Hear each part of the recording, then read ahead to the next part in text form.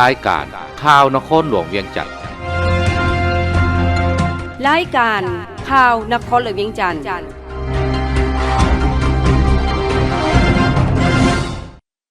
สบายดีท่านผู้ฟังที่เคารพที่นี่สถานีวิทยุกระจายเสียงนครหลวงเวียงจันทน์รายการข่าวนครหลวงเวียงจันทน์ประจำวันศุกร์วันที่23พฤษภาคม2025มีข่าวที่สำคัญต่างๆมานำเสนอต่อบรรดาท่านต่อไปเชิญท่านรับฟังรายละเอียดลงนามบทบันทึกความเข้าใจว่าด้วยการส่งเสริมการศึกษาสงฆ์พิธีลงนามบทบันทึกความเข้าใจว่าด้วยการส่งเสริมการศึกษาสงฆ์จัดขึ้นวันที่21พฤษภาคมที่ผ่านมาอยู่สภาแห่งชาติซึ่งลงนามโดยพระเทพวัสระสารบัณฑิตรองอธิการบดีมหาวิทยาลัยมหาจุฬาลงกรณราชวิทยาลัย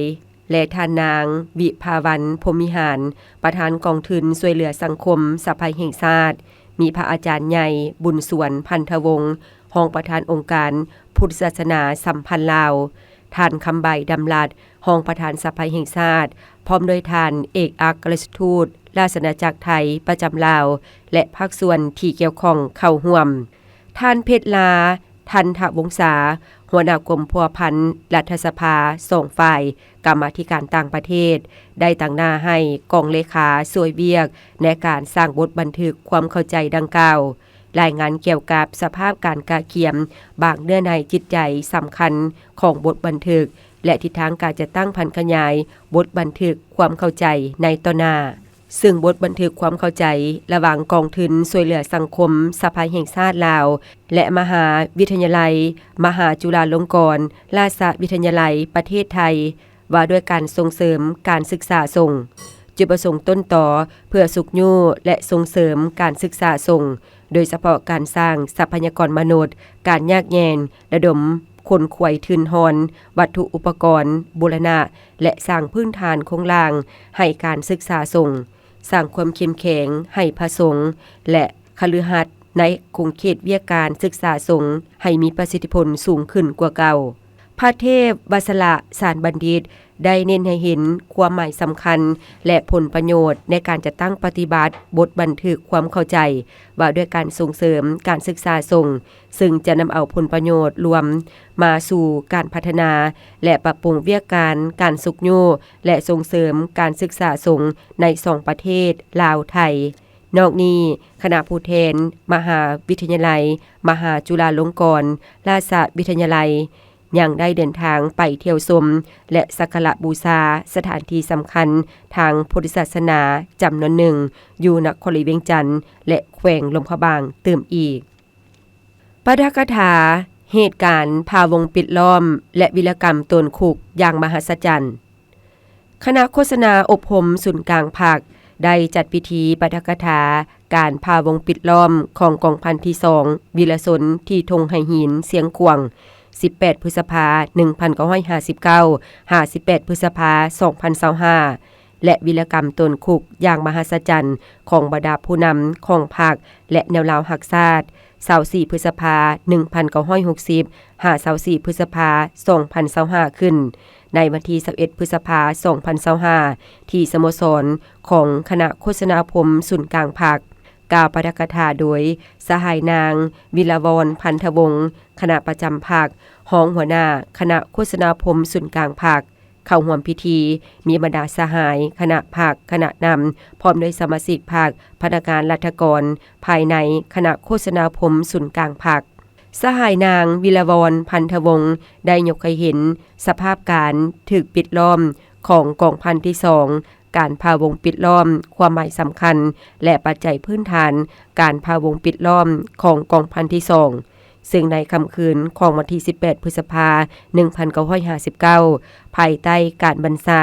ของคณะกองพันแต่ละกรมกองพร้อมด้วยครอบครัวพนักงานนักรบทั้งหมดได้นำไส้ความมืดถอนทับไปทางทิศบ้านตนนาแทงกองเตอร์แล้วเข้าป่าไปตามทิศบ้านไม้อย่างปิดลับในเวลาเดียวกันนั้นเพื่อหลอกศัตรูก็ได้จัดตั้งหมวดหนึ่งอยู่ค่ายโดยแมนเท้าเอาเป็นผู้รับผิดชอบเฮ็ดหน้าที่ตีกะแลง กวดแถวเอิ้นซื่อกวดกาเอิ้นจำนวนพลตามธรรมดาให้ฮอด 12 โมงกลางคืนจึงให้มิดเงียบแล้วก็ถอนออกไปตามทิศเคลื่อนทัพของกองทัพพร้อมนั้นได้จะตั้งภาคส่วนหนึ่งประมาณ1กองห้อยโดยแม่นทานเยนูรับผิดชอบให้สกัดอยู่ขัวเสียงขวงอย่างปิดลับรอท่าฮอด 6 โมงเช้าของมื้อต่อมาการพะวงปิดล้อมของกองพันที่2แม่นไสชนะอันใหญ่หลวงของกำลังประกอบอาวุธเฮาที่อยู่ใต้การนำพาของภาคเป็นเหตุการณ์ประวัติศาสตร์อันสำคัญของชาติของภาคของกองทัพเฮาและเป็นบทเรียนอันล้ำค่าที่สุดให้แก่ขบวนต่อสู้ของกองทัพและประชาชนเฮาญาติเอาไสชนะในระยะต่อมาคณะภาคคณะบรรษาพนักงานสมาชิกภาคตลอดฮอดนักรบทุกคนในกองพันที่2ได้เสริมขยายมูลเสื้อต่อสู้บ่ยอมจำนนของบรรพบุรุษและประชาชนลาวผู้รักชาติสามารถทับมั่งกลอุบายของพวกจักรพรรดิและลูกแรงตีนมือของพวกเขาที่หวังดับมอดกำลังปฏิวัติโดยเฉพาะแมน2กองพันที่เข้าร่วมกับกองทัพแห่งชาตินั้นพังทลายลงแสดงให้เห็นถึงความบริสุทธิ์ผุดพองความจงรักภักดีความสามัคคีเป็นจิตหนึ่งใจเดียวความอดทนมั่นเหนียวบ่คอนแคนต่อการนาบคูหลอกลวงของศัตรูนำใจสู่รบพิละอาจหารและมีไหวพริบของกองพันที่2ได้เป็นแวนแยงเป็นการปลุกระดมอันแห่งกล้าให้แก่ขบวนการปฏิวัติเพื่อตีเอาชนะกับจักรพรรดิอเมริกาและลูกแรงตีนมือพร้อมเดียวกันนั้นก็เฮ็ดให้กำลังปฏิบัติโดยเฉพาะแม่นกำลังประกอบอาวุธประชาชนนับมือนับเติบใหญ่ขยายตัวและเข้มแข็งเฮ็ดให้ชื่อเสียงอิทธิพลของกำลังฝ่ายประเทศลาวแนวลาวรักชาตินับมือพ้นเด่นขึ้นในเวทีสากลพร้อมนั้นสหายนางวิลาวรพันธวงศ์ยังได้สืบต่อปาฐกถาวิรกรรมตนคุกอย่างมหัศจรรย์ของบรรดาผู้นำของพรรคและแนวลาวรักชาติในค่ำคืนวันที่23พฤษภาคม1960เวลา 12 โมงเที่ยงคืน50 โมงของวันที่24พฤษภาคม1960ผู้นำทุกคนได้นุ่งทรงเสื้อเกิบหมวกและประกอบอาวุธปลอมตัวเป็นสารวัตรทหารจัดตั้งเป็น3จุแต่ละจุมีสารวัตรทหารแต่ 2-3 คนพาทางและป้องกันอย่างออกประตูคุกเบื้องทางเลข13ใต้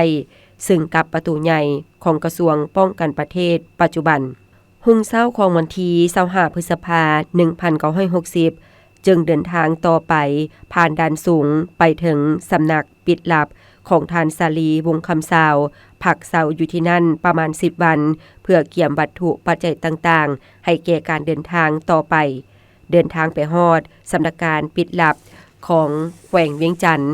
พักอยู่ที่นั่น5วันแล้วเดินทางไปเมืองกาสีไปหาบ้านทำแก้วเวลานั้นผู้นำได้รับข่าวเกี่ยวกับการเฮ็ดรัฐประหารของกองแลอยู่เวียงจันทน์และก็ได้รับโทรเลขจากศูนย์กลางภาคว่าได้แบ่งเป็น2ภาคส่วนเพื่อพร้อมกับคณะซี่นำศูนย์กลางภาคสืบต่อนำพาภารกิจปฏิบัติต่อไปจนถึงชัยชนะสุดท้ายการตนคุกแบบหัวหมู่ของบรรดาผู้นำพรรคและแนวลาวรักชาติข้างมหัศจรรย์นี้แม้นมีความเสี่ยงสูงที่สุดบ่มีผู้ใดจะคิดว่าจะเป็นไปได้สาเหตุการตนคุกอย่างมหัศจรรย์ของบรรดาผู้นำไปสู่เขตที่มันปฏิบัติอย่างปลอดภัยแม่นย้อนการนำอันสลัดสงสัยและปีศาจสามารถของประธานไก่สอนพรหมิหารย้อนน้ำใจรักชาติอันแห่งกล้าของบรรดาผู้นำเฮาที่มีความกล้าหาญตัดสินใจต่อสู้ย้อนความเสียสละมีความปีศาจสามารถคนควยศึกษาอบรมสารวัตรทหารเฮ็ดให้ศัตรูกลายเป็นมิตรสหายร่วมตายน้ำกันย้อนสารวัตรทหารมีน้ำใจรักชาติอันดูดดื่มเบื่อหน่ายต่ออำนาจปกครองหุ่นปฏิการเขาเจ้ามีความจงรักภักดีซื่อสัตย์ต่อผู้นำสุดขีดกลายเป็นผู้เปิดประตูห้องคุมขังแต่ละห้องและเปิดประตูคุกแล้วป้องกันและพาทางผู้นำพรรคและแนวลาวรักชาติอย่างออกจากคุกพลเข็งออกไปอย่างปลอดภัยสภาประชาชนนครหลวงเวียงจันทน์คนครัวพิจารณา และรับรองเอาการสร้างตั้งตาแสงทดลองกองประชุมสมัยวิสามัญเทื่อที่1ของสภาประชาชนนครหลวงเวียงจันทน์สุดที่2จัดขึ้นวันที่22พฤษภาคม2025อยู่ห้องว่าการปกครองนครหลวงเวียงจันทน์โดยเป็นประธานของทนางลำพอยศรีอัครจันทร์รองประธานสภาประชาชนนครหลวงเวียงจันทน์มีท่านทรงเล่ายงนูรองเลขาคณะพรรคนครหลวงเวียงจันทน์ท่านบุญธรรมพุทธวงศ์รองประธานสภาประชาชนนครหลวงเวียงจันทน์ท่านภูวงศ์วงคำสาวรองเจ้าของนครหลวงเวียงจันทน์พร้อมด้วยบรรดาสมาชิกสภาแห่งชาติประจำเขตเลือกตั้งที่1นครหลวงเวียงจันทน์สมาชิกสภาประชาชนนครหลวงเวียงจันทน์และแขกถูกเชิญเข้าร่วมท่านนางลำพอยศรีอัครจันทร์กล่าวว่าการดำเนินกองประชุมครั้งนี้เป็นการปฏิบัติภาระบทบาทสิทธิและหน้าที่ของสภาประชาชนนครหลวงเวียงจันทน์ตามที่ได้กำหนดไว้ในรัฐธรรมนูญและกฎหมายว่าด้วยสภาประชาชนขันแขวงทั้งเป็นความพยายามและความเอาใจใส่ของสภาประชาชนนครหลวงในการจะตั้งพันขยายมติของศูนย์กลางภาคในการปรับปรุงกงจักการปกครองขันท้องถิ่นอยู่ประเทศเฮาโดยเฉพาะอยู่นครหลวงเวียงจันทน์กองประชุมครั้งนี้จะได้ค้นคว้าพิจารณาและรับรองเอาการสั่งตั้งตาแสงทดลองอยู่เมืองไสธานีซึ่งเป็นวาระที่สำคัญจำเป็นและรีบด่วนของนครหลวงเวียงจันทน์ทั้งเป็นตัวแบบในการพิจารณาและรับรองเอาการสั่งตั้งตาแสงอยู่ขอบเขตทั่วประเทศเพื่อเฮ็ดให้การพิจารณาเนื้อในต่างๆให้มีคุณภาพประสิทธิผลและบรรลุผลตามแผนการที่วางไว้จึงขอเรียกร้องให้สมาชิกสภาแห่งชาติประจำเขตเลือกตั้งที่1นครหลวงเวียงจันทน์และสมาชิกสภาประชาชนนครหลวงเวียงจันทน์ยกสูงความรับผิดชอบหน้าที่การเมืองสุมทุบสติปัญญาความรู้ความสามารถของตนในการค้นคว้าพิจารณาและประกอบความเห็นอย่างมีประชาธิปไตยเลิกซึ่งมีจุดสุม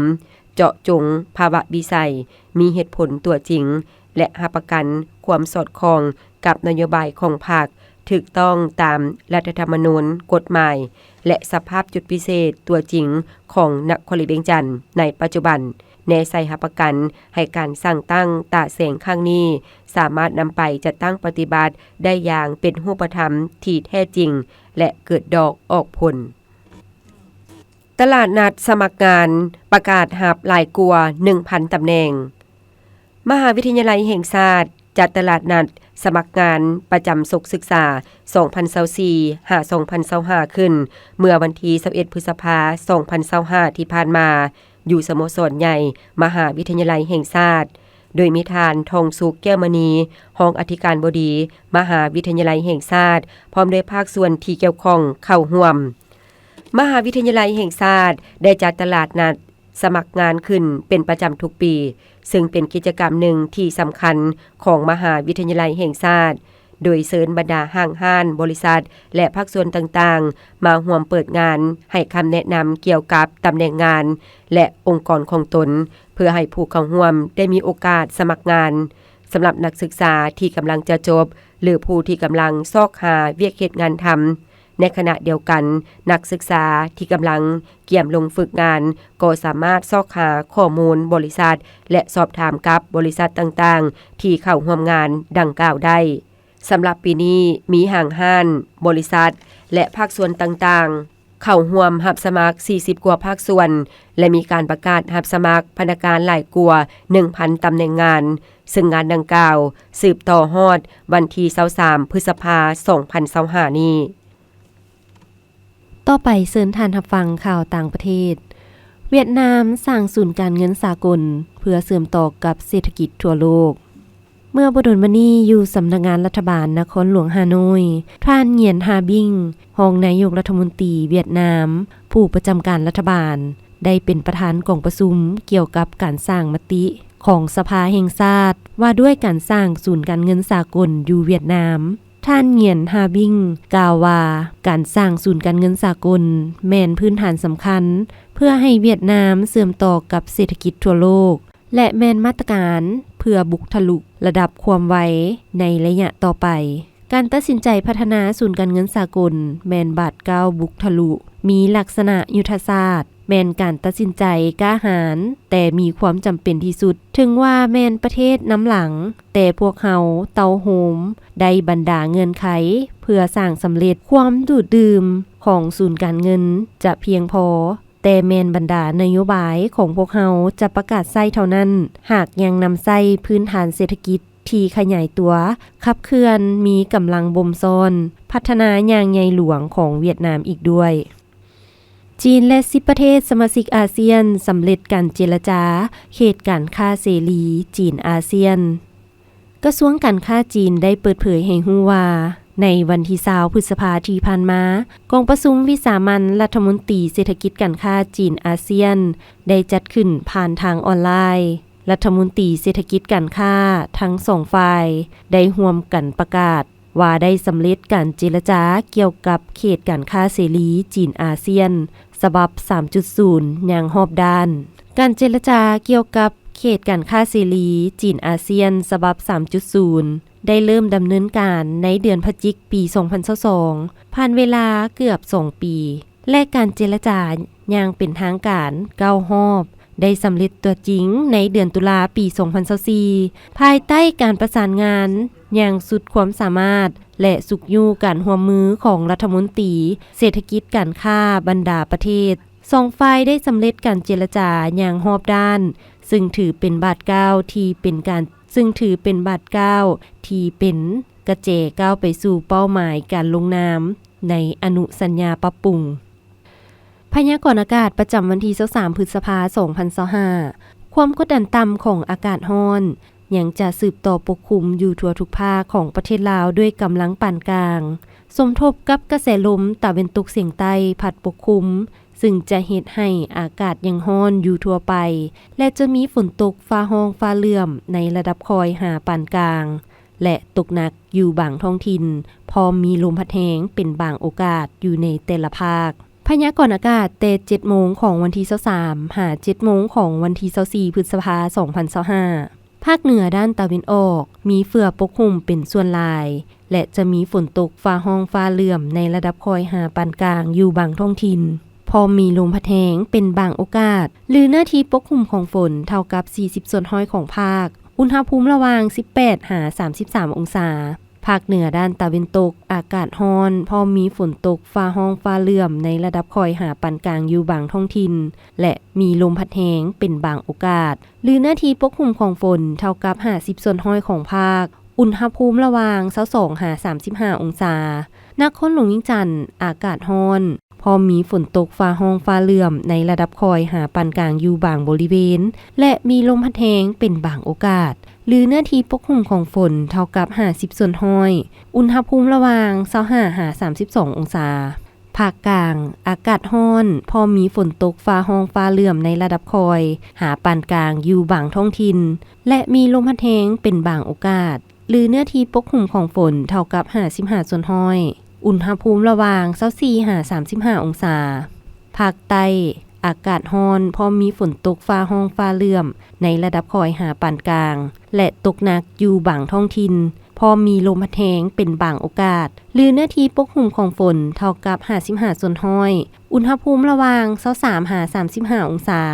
สำหรับเขตภูเพียงบริเวณอากาศเย็นพอมีฝนตกฟ้าร้องฟ้าเหลื่อมในระดับคอยหาปานกลางอยู่บางบริเวณและมีลมพัดแรงเป็นบางโอกาสหรือเนื้อที่ปกคลุมของฝนเท่ากับ50%อุณหภูมิระหว่าง16หา27องศา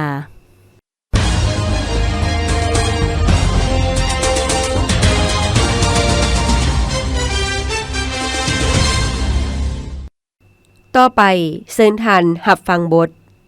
และนึกวีรกรรมอันล้ำเลิศและมหัศจรรย์การตนคุกพลเข็งของผู้นำเฮาครบรอบ65ปีไปพร้อมๆกับขบวนการสร้างผลงานเพื่อคำนับรับตอนและเฉลิมฉลองวันสร้างตั้งพรรคครบรอบ70ปีวันสถาปนาสาธารณรัฐประชาธิปไตยประชาชนลาวครบรอบ50ปีวันคล้ายวันเกิดของประธานไก่สอนพรหมิหารครบรอบ105ปีและการดำเนินกองประชุมใหญ่3ขั้นของพรรคเพื่อก้าวสู่การดำเนินกองประชุมใหญ่ครั้งที่12ของพรรค ติดพันกับการแก้ไขความยุ่งยากทางด้านเศรษฐกิจการเงินตาและการปรับปรุงชีวิตการเป็นอยู่ของพนักงานทหารตำรวจและประชาชนบรรดาเผ่าที่พวมดำเนินไปอย่างฝดฟื้นกว้างขวางและมีชีวิตชีวาอยู่ในขณะนี้นั้นมื้อนี้ทั่วภาคทั่วรัฐทั่วกำลังประกอบอาวุธและทั่วปวงชนลาวพร้อมกันระลึกถึงมูลเสื้อแห่งวีรกรรมอันล้ำเลิศและมหัศจรรย์การตุนคุกของผู้นำเฮาที่หมุนเวียนมาบรรจบครบรอบ65 ปี24 พฤษภาคม 1960 24 พฤษภาคม 2025ดังที่พวกเขารับรู้แล้วว่าโดยสืบต่อปฏิบัติกลอุบายและเจตจำนงอันโหดเหี้ยมของจักรพรรดิผู้หุกหาญและพวกคุณเวียงจันทน์ที่เป็นลูกมือเพื่อลอกเสือออกจากถ้ำและก้าวไปถึงการกำจัดดับศูนย์กำลังปฏิบัติพวกเขาภายหลังเขาห่วมการรวมลาวครั้งที่1ปี 1957 จัดตั้งรัฐบาลผสมและดำเนินการเลือกตั้งเพิ่มเติมมาได้ระยะหนึ่งเริ่มแต่กลางเดือนพฤษภาคม 1959 รัฐบาลหุ่นเวียงจันทน์ได้สั่งให้กำลังตำรวจกำลังทหารปิดล้อมบ้านพักประธานสุภาณวงศ์พร้อมโดยบรรดาผู้นำแนวลาวหักชาติอยู่นครหลวงเวียงจันทน์และมาฮอดวันที่28เดือนกรกฎาคม 1959 พวกเขาก็ได้บังอาจจับประธานสุภาณวงศ์พร้อมด้วยท่านหนูหักภูมิสวรรค์ท่านสีทนกรมดำท่านภูมิวงศ์วิจิตรท่านพุนศรีประเสริฐท่านมาไข่คำพิทูลท่านศรีสนะศรีสารท่านมื่นสมวิจิตรท่านคำภายบุพภาท่านสิงคโปร์สีโคตรจุนนมาลีท่านมหาสมบุญวงนอบุญธรรม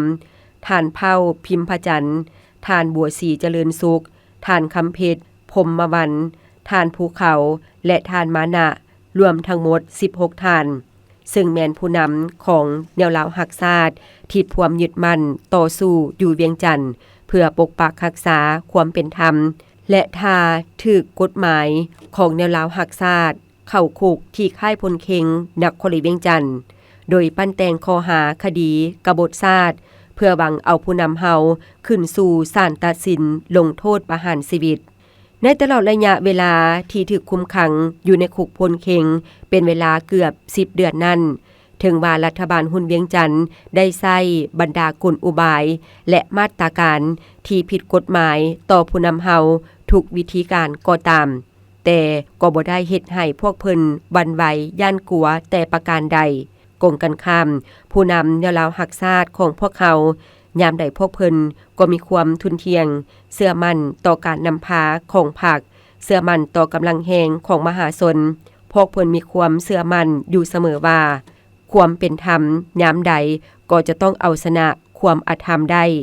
โดยในเวลานั้นจักรพรรดิอเมริกาและพวกคุณเวียงจันทน์ก็เป็นลูกมือมีความพยายามและเฮ็ดทุกวิธีทางที่ญาติเอาผู้นำเฮาทั้งหมดซึ่งถูกจับกุมออกจัดตั้งการตัดสินคดีหลายเทื่อในเวลาอยู่ในภาวะขับขันดังกล่าวแต่ละมือพวกเพิ่นจะรักษาแบบแผนการดำรงชีวิตที่ปกตินับแต่การตื่นนอนตามวงเวลาเอาใจใส่หัดกายบริหารเป็นปกติรับประทานอาหารถึกตามเวลายามใดพวกเพิ่นก็บอกปาละในการค้นคว้าการอ่านเอกสารอ่านหนังสือติดตามข่าวอยู่ภายนอกเอาใจใส่และเป็นแบบอย่างในการออกแข่งงานตามเงื่อนไขตัวจริงปฏิบัติระบอบรวมชีวิตค้นคว้าสภาพการปรึกษาหารือเป็นหมู่คณะอย่างเป็นปกติบรรดาท่านผู้นำการปฏิบัติเฮายามใดก็เป็นแบบอย่างเกี่ยวกับความอดทนเหนียวแน่นความดุมันประหยัดสัตย์เที่ยงการรักษาแบบแผนดำรงชีวิตอยู่ง่ายได้มีน้ำใจอาจหาญบ่ย่านกลัวต่อความเสียสละผู้นำเฮาทุกๆคนล้วนแต่มีความเชื่อมั่นอย่างลึกซึ้งต่อประชาชนยามใดพวกเพิ่นก็ถือเอาประชาชนเป็นกำลังแหงตัดสินทุกไสสนะของภารกิจปฏิบัติยามใดเพิ่นก็ใกล้ชิดสนิทสนมเป็นห่วงเป็นใยนำความสุขทุกข์ของประชาชนอยู่เสมอ พิเศษในเวลาอยู่ในคุกพลเข็งบรรดาผู้นำการปฏิบัติเฮาได้ให้ความหักแพงคนอ้อมข้างอยู่เสมอแต่ละมือพวกเพิ่นจะเอาใจใส่ถามข่าวสุขทุกข์ของทหารตำรวจและอ้ายน้องสารวัตรทหารที่มาเฝ้ายามตลอดถึงความสุขทุกข์ของครอบครัวลูกเมียและผู้อื่นๆยืนอยู่ท่ามกลางสภาพความยุ่งยากเสี่ยงเป็นเสี่ยงตายดังกล่าวศูนย์กลางพักเฮาได้ตัดสินใจวางแผนซี่นำเพื่อช่วยเอาผู้นำจากคุกโดยสมทบอย่างแน่นแฟ้นกับการยู่ขบวนการขัดข้านของมหาชนผู้หักชาติและการปลุกระดมคนควยน้ำใจหักชาติน้ำใจเครียดแค้นศัตรูจนในที่สุดพวกเพิ่นก็สามารถดูดดึงและสร้างให้อ้ายน้องสารวัตรทหารมีความตื่นตัวหักชาติและตัดสินใจเป็นกำลังที่สำคัญประกอบส่วนในการเอาผู้นำเฮาตนออกจากคุกพลเข็งในตอนค่ำคืนของวันที่23-24 พฤษภาคม 1960 ไปสู่เขตปลดปล่อยด้วยความพิราศอาจหาญและปลอดภัยการตนออกจากคุกของผู้นำเฮาแม่นวีรกรรมอันล้ำเลิศมหัศจรรย์แม่นชัยชนะที่สำคัญติดพันกับประวัติศาสตร์การต่อสู้ปฏิบัติของชาติและประชาชนเฮาภายใต้การนำพาอันถูกต้องปีศาจสามารถสลัดสงสัยพิราศอาจหาญและมีไหวพริบของพรรคประชาชนปฏิบัติลาวแม่นการแสดงออกถึงน้ำใจต่อสู้อันพิราศอาจหาญความเด็ดเดี่ยวเหนียวแน่นของผู้นำทั้งหมดที่ถูกจับกุมการต่อสู้และเสียสละอันยิ่งใหญ่ของทันแถวพนักงานนักรบปฏิบัติซึ่งได้รับการมอบหมายสมทบกับน้ำใจหักชาติอันดูดดื่มของอ้ายน้องสารวัตรทหารและมันก็แม่นการปราศัยที่เจ็บแสบที่สุดของจักรพรรดิอเมริกาและลูกมือเฮ็ดให้พนักงานทหารและประชาชนเฮามีความเอกอ้างทะนงใจและเชื่อมั่นต่อแนวทางและการนำพาของพรรคกลายเป็นการปลุกระดมน้ำใจหักชาติเครียดแค้นศัตรูของประชาชนเฮาให้ก้าวขึ้นตีเอาชนะผู้หุกหานในเวลาต่อมาอย่างต่อเนื่องจากชัยชนะนี้ไปสู่ชัยชนะใหม่จนมาถึงปัจจุบันนี้พรรคเฮาได้สรุปว่า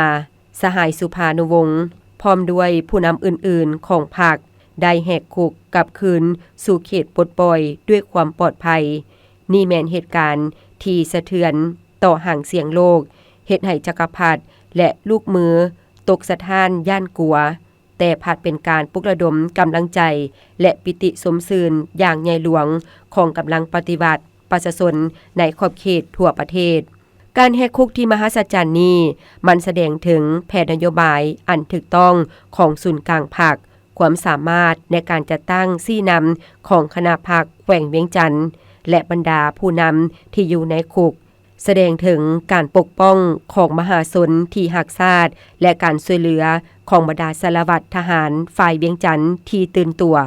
ประธานไกรสนพรหมิหารได้ตีราคาเกี่ยวกับเหตุการณ์ที่เป็นประวัติศาสตร์ในการตนออกจากคุกพลเข็งของผู้นำปฏิบัติของพวกเขาว่า